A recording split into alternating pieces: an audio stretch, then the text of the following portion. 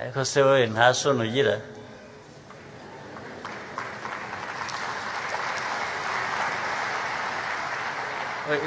isoni aho zikwiye gutangirira guhamagarira isi yose guteranira ku Rwanda koko.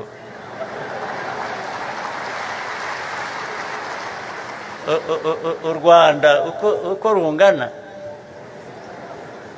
u Rwanda twebwe twicaye aha tugateranirwaho n'isi yose.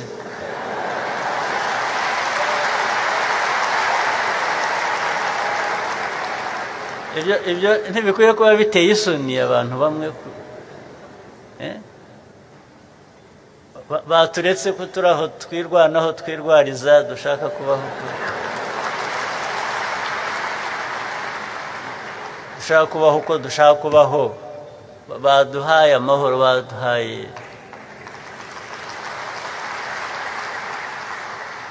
tugiye kuzira ko tungana nabo ariko bo bafite ahandi bavugira